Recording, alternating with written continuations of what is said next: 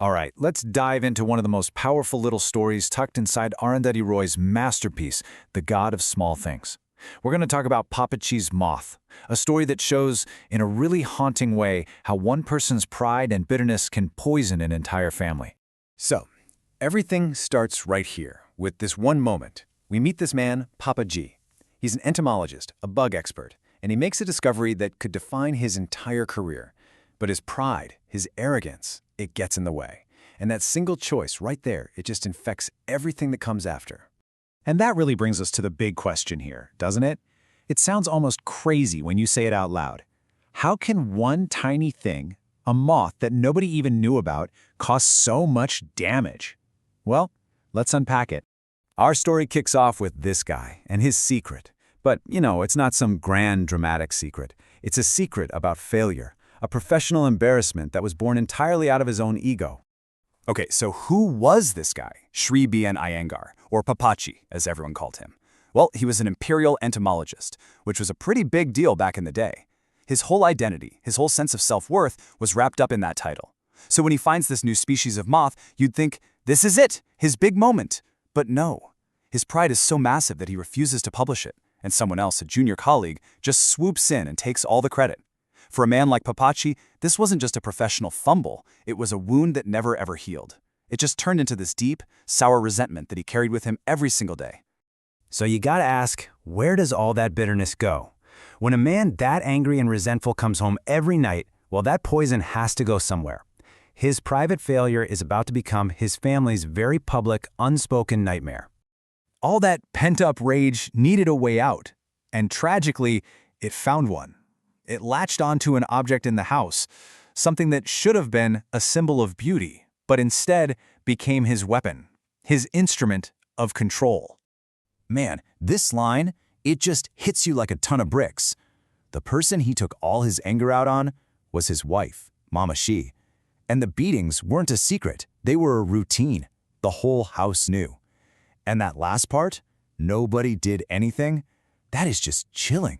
It says so much about the silence that lets this kind of horror continue. And this is where you see the real tragedy of his life. Inside the house, he's a tyrant, beating his wife Mamachi to feel powerful. Outside, he puts on this show, obsessively polishing his sky blue Plymouth, a car he almost never even drove. It's the perfect metaphor for his life, isn't it? A shiny exterior, looking important, but ultimately hollow, empty, and just stuck, going nowhere. But here's the thing. This story is not just about Papachi's cruelty. It's also about the amazing, vibrant talent that he tried so hard to crush. So let's shift gears and talk about his wife, Mamachi, and her pickles. See, Mamachi was so much more than just a victim. She was a creator. She had this incredible, natural gift for making pickles and preserves. It was her thing, her art. Something that was totally 100% hers, completely separate from the suffocating world her husband had built. And of course, a man like Papaji couldn't handle that. He couldn't stand that she had something of her own. He didn't just ignore her talent, he actively tried to stamp it out. He told her she couldn't sell her pickles, mocked her, said she'd just embarrass herself. And why? Because in his broken, patriarchal mind, his wife's success would only make his own failures look even worse. And then, everything changes. The story takes this huge, dramatic turn. Papachi dies. And for Mamachi, that moment isn't an ending. Oh no, it is a beginning. You can really see her whole life in this one arc. For years and years, she's oppressed. Then, suddenly, with his death, she's liberated. And in the years that follow, that talent he tried so hard to bury just explodes. And what you're left with are these two totally opposite legacies. Papachi, he leaves behind fear and resentment, symbolized by that stupid, forgotten moth. He died a bitter, unfulfilled man. But Mamachi, her legacy is resilience. It's success. It's symbolized by her amazing pickles. She's finally free, and she just thrives. And that's the beautiful, poetic irony of it all, isn't it? The one thing he tried to kill, the one passion he belittled, that became the source of her freedom. Paradise Pickles and Preserves wasn't just a business, it was her victory. So why does this short story stick with us so much?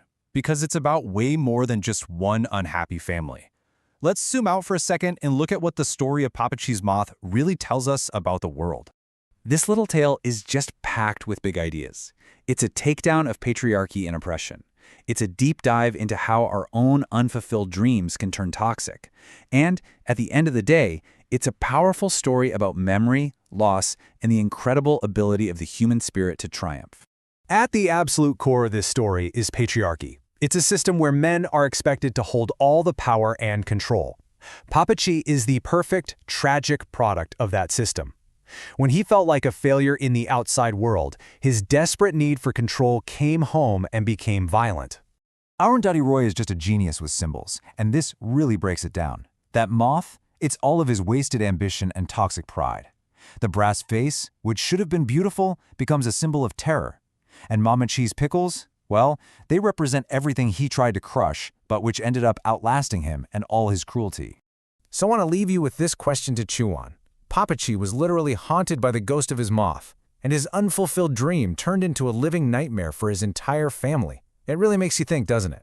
How many of the families we know today are still being shaped by the quiet resentments and unspoken failures of the past?